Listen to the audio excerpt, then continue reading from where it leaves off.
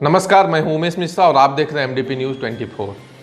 आगे बढ़ने से पहले डालते हैं एक नज़र आज के हेडलाइंस पर। देवघर के श्रावणी मेला की सदियों पुरानी परंपरा टूटी, झारखंड हाईकोर्ट ने हेमंत सोरेन सरकार को दिया ये निर्देश। सांसद निशिकांत बोले, कोलकाता के 22 मंजिला मकान में झारखंड के किन नेताओं का पैसा लगा है, सीएम जांच कराएं। मधुपुर एसडीपीओ ने किया थाने का निरीक्षण, लंबित मामलों को शीघ्र निष्पादन का दिया निर्देश। देवघर विधायक नारायण दास बने भाजपा जिलाध्यक्ष, कहा कांटों से भरा ताज है, इसे फूलों से सजाऊंगा। तुखरण बाबा दुबे की पूजा निकट आते ही सारा क्षेत्र में दिखने लगते हैं सांपों के जोड़े। करो प्रखंड के पुजारियों का हाल बेहाल, लगाई सरकार से मदद की गुहार। पैक्स से बीज नहीं मिलने से कृषक हैं परेशान। और अब खबरों को विस्तार से जानने से पहले जानेंगे आज के मुख्य राष्ट्रीय एवं राजकीय खबर। झारखंड के देवघर जिला में हर साल आयोजित होने वाले विश्व विख्यात श्रावणी मेला के आयोजन पर झारखंड हाई कोर्ट का फैसला आ गया है। Chief justice doctor Ravi Ranjan और जस्टिस सुजीत नारायण प्रसाद की पीठ ने सरकार से कहा है कि वे भक्तों के लिए बाबा भोलेनाथ के वर्चुअल दर्शन यानी कि ऑनलाइन दर्शन की व्यवस्था करें। इस फैसले के बाद देवघर में सदियों से लगने वाली श्रावणी मेला का परंपरा टूट गया।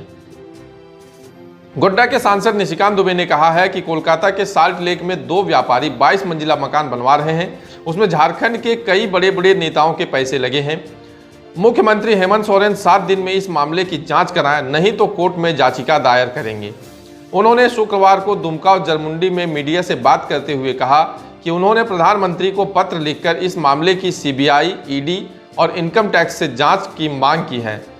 सांसद श्री दुबे ने आरोप लगाया है कि ये दोनों चचेरे भाई हैं और इन्होंने रांची और आसपास लगभग 300 से 400 एकड़ जमीन खरीदी है।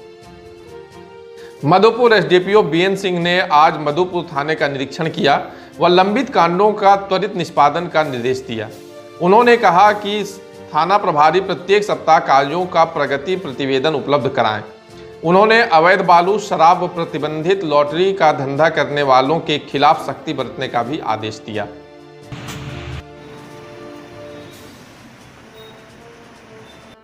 कल जैसे ही प्रदेश भाजपा के द्वारा देवघर विधायक नारायण दास को देवघर भाजपा जिलाध्यक्ष बनने की घोषणा हुई, यह खबर पूरे जिले में आग की तरह फैल गई, क्योंकि जिला अध्यक्ष बनने के लिए अलग अलग भाजपा के कार्यकर्ताओं के द्वारा दावे किए गए, लेकिन प्रदेश कमेटी ने सभी को दरकिनार करते हुए विधायक को ही जिलाध्यक्ष बना दिया।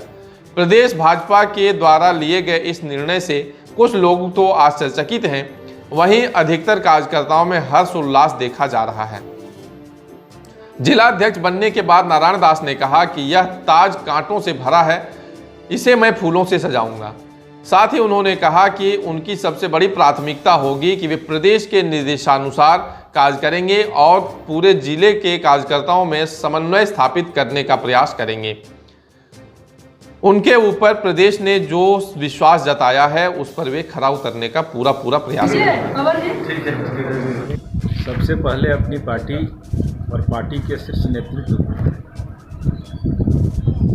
प्रदेश के अध्यक्ष को आदरणीय दीपक प्रकाश जी को, संगठन महामंत्री आदरणीय धर्मपाल जी को हृदय से मैं साधुवाद देता हूँ कि उन्होंने एक छोटे से कार्यकर्ता को, आप सबों को पता होगा कि एक लंबे कालखंड तक भारतीय जनता पार्टी की सेवा करते करते दरी बिछाने वाला, दीवार में लेखन लिखने वाला, माइकिंग करने वाला, ऐसे कार्यकर्ता को भरोसा कार्यकर्ता पर जताया और मेरी राजनीतिक जीवन वहाँ से शुरू हुई कि मैं एससी मोर्चा का मंडल का अध्यक्ष बना, प्रखंड महामंत्री बना देवघर का, 7 वर्षों तक जिला मंत्री रहा, कई बार डिस्ट्रिक्ट विजिलेंस कमेटी का मेंबर बना, 20 सूत्री सदस्य रहा, प्रदेश कार्य समिति के सदस्य रहे और लगातार पार्टी ने जिस उम्मीद के साथ देवघर विधानसभा में मुझे प्रत्याशी बनाने का काम किया, मैं लोगों के आशीर्वाद से, अपने कार्यकर्ताओं के आशीर्वाद से, यहाँ के मतदाताओं के आशीर्वाद से मुझे दूसरी बार सफलता मिली और मेरे सरल विचारों को देखते हुए, पार्टी के समर्पित भाव को देखते हुए पुनः भारतीय जनता पार्टी प्रदेश ने मुझ पर देवघर जिला का भार सौंपा है। ये ताज कांटों का है, लेकिन मैं इसे फूलों से सजाऊंगा और सभी कार्यकर्ताओं से ये आग्रह है कि भारतीय जनता पार्टी एक ऐसी पार्टी है जो विचारों के साथ राजनीति करती है, मूल्यों के साथ राजनीति करती है। कुछ दिन पहले दीपक प्रकाश जी प्रदेश अध्यक्ष बने, फिर राज्यसभा के मेंबर बने। ठीक उसी प्रकार एक अंत्योदय परिवार का आदमी नारायण दास हम यहाँ तक आए।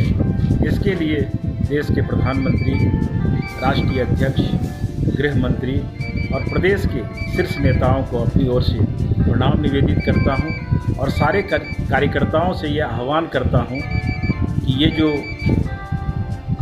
जिम्मेवारी मुझे मिली है इसमें आप लोगों का एक प्रयास सकारात्मक हो और भारतीय जनता पार्टी देवघर, जहां बाबा वैद्यनाथ की नगरी है, और भारतीय जनता पार्टी एक ऐसी पार्टी है कि धर्म के साथ राजनीति करती है।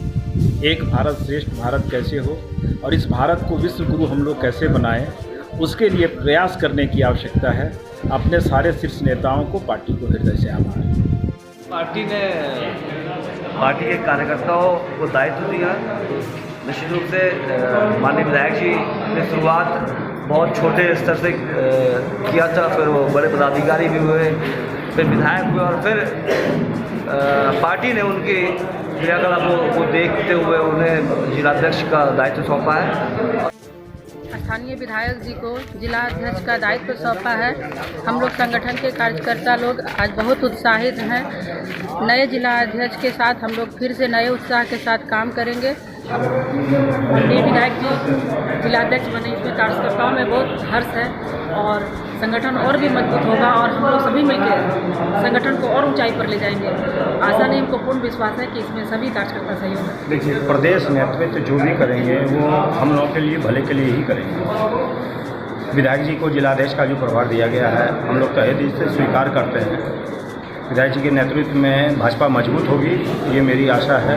और इनका जो स्वभाव, सरल स्वभाव है, उससे निश्चित ही कहीं हम लोग और ज़्यादा गौरवान्वित महसूस कर रहे हैं। एक ऐसे जिलाध्यक्ष के अंदर हम लोग काम करने का मौका मिलेगा कि गर्व और सम्मान जिनसे प्राप्त हो, वही चीज़ इनके पास। और अब वक्त हो चला है एक ब्रेक का। लौटते हैं एक छोटे से ब्रेक के बाद। बार बार दिन ये आए, बार बार दिल ये गाए, तू जिए हजारों साल, ये मेरी है आरज़ू।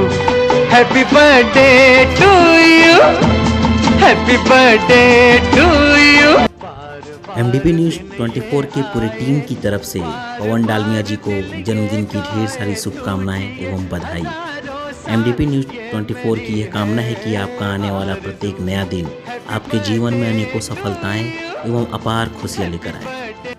ब्रेक के बाद आपका फिर से स्वागत है। बढ़ते हैं आगे की खबरों की ओर। सारठ प्रखंड क्षेत्र में सावन के दस्तक देते ही प्रत्येक सोमवारी को विभिन्न जगहों में बाबा दुबे की पूजा बड़े ही आस्था के साथ प्रारंभ हो जाती है। इस दौरान सांपों को अटखेलियां करते देखे जाने पर लोग बड़े ही आस्था से पूजते हैं। सारठ प्रखंड क्षेत्र के सधरिया पंचायत के सधरिया गांव में शुक्रवार को नाग का जोड़ा देखा गया। ग्रामीणों ने बताया कि सुबह मैदान में सांपों के जोड़े को अटखेलियां करते देखा गया। हालांकि ग्रामीणों ने सांपों को मारा नहीं, बल्कि वे बहुत ही खुश हुए। ग्रामीणों का मानना है कि सावन में सांपों को देखना शुभ माना गया है। पवित्र सावन माह की शुरुआत से ही प्रखंड क्षेत्र के वामनगामा, कुकराहा, सारठ, देवली, ओझाडी समेत विभिन्न गांवों में बाबा दुबे की पूजा की जाती है। उन्होंने बताया कि गांव में अभी भी किसी को सांप काट लेने पर लोग की आस्था से नजदीकी बाबा दुबे के मंदिर का नीर ही उस आदमी को ठीक कर देता है।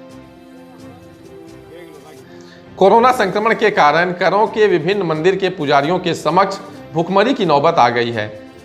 प्रखंड के धर्मराज मंदिर, डिंडाकोली दुर्गा मंदिर, केंदवरिया शिव मंदिर, सिंहवाहिनी मंदिर के पुजारियों का कहना है कि लॉकडाउन के कारण श्रद्धालु मंदिर में नहीं आते।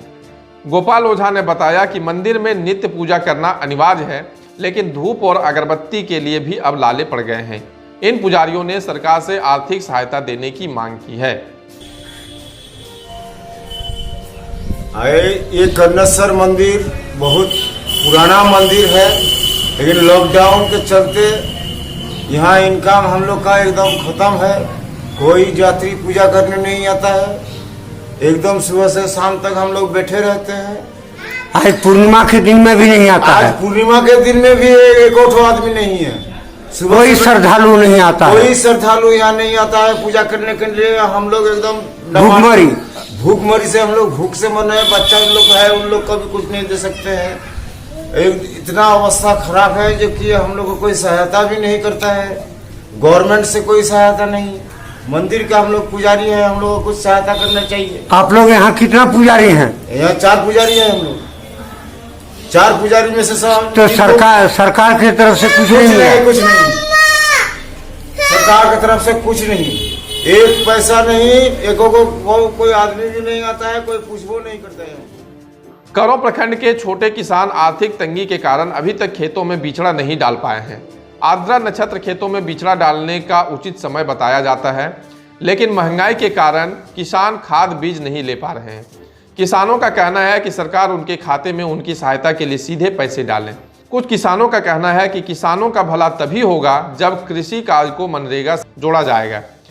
पैक्स से भी बीज नहीं उपलब्ध होने से किसानों को खेती करने में काफ़ी परेशानियां हो रही हैं। बिया इतना महंगा है, किसान सब ले नहीं पा रहे हैं, ले नहीं पाए। बिया अभी तक पाड़ नहीं सके। अभी तक सरकारी पैक्स में बिया भी नहीं आए। अब वर्षा गिरा दिया है। किसान का मने मरण समान लग रहा है। क्या होगा कोई भगवान। सरकार की तरफ से कुछ नहीं है? सरकार की तरफ से अभी तक कोई चीज का नहीं है। पहले बताया था कि मैंने बिया पैक्स में आ जाएगा, किसान को सुविधा का, वो भी मुहैया नहीं हुआ। आपका क्या नाम है? मेरा नाम है मनोज कुमार सिंह, ग्राम चांदपुरा। अगर आपने अभी तक हमारे YouTube चैनल MDP News 24 को सब्सक्राइब नहीं किया है तो अवश्य सब्सक्राइब करें और साथ ही बेल आइकन को दबाना न भूलें, ताकि हमारे सभी खबरें आप तक पहुंचे सबसे पहले। तो आज के लिए बस इतना ही। कल मिलते हैं फिर कुछ नई खबरों के साथ। तब तक के लिए दीजिए हमें इजाजत। नमस्कार।